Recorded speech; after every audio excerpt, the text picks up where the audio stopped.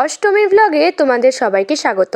অষ্টমীর দিন মানেই সকাল থেকে খাওয়া মানে শুধু লুচি আর তার সাথে নিরামিষ তরকারি।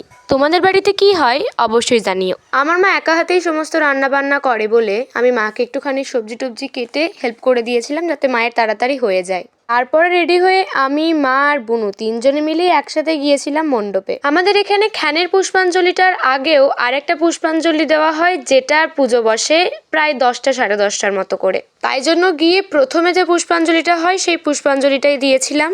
আর খ্যান হয়ে যাওয়ার পরে যে 108 প্রদীপ জ্বালায় সেখানেও একটু প্রদীপ জ্বালিয়ে নিয়ে চলে এসেছিলাম বাড়ি। আর সন্ধেবেলাতে প্রোগ্রাম থাকায় অনেকক্ষণ নাচ প্র্যাকটিস করে ঘেমে অবস্থা খারাপ। যতই ঘেমে যাই আর যতই গরম লাগুক, নাচের জন্য মেকআপ তো করতেই হবে। তার উপর নাচের আগে ছিল আমার সরস্বতী ঠাকুরের একটা রোল। সেই নাটকটা হয়ে যাওয়ার পরে কস্টিউম চেঞ্জ করে চলে আসি নাচের জন্য। আমি ভুলভুলাইয়া সিনেমার মেরে ঢোল না গানটাতে নাচ করেছিলাম। তোমরা যদি কমেন্টে বলো তাহলে আমি নাচের ফুল ভিডিওটাও দিয়ে দিতে পারি। প্রোগ্রাম শেষ হয়ে যাওয়ার পরে যারা যারা পার্টিসিপেট করেছিল তাদের সবাইকে দেওয়া হয়েছিল টিফিন। আর টিফিন নিয়ে নেওয়ার পরে ফাঁকা মণ্ডপে কিছুক্ষণ আড্ডা হাসি ঠাট্টা করে তারপরে গিয়েছিলাম বাড়িতে। আজ এই পর্যন্তই, দেখা হবে অন্যান্য পুজোর ব্লগগুলোতে। Stay tuned and by.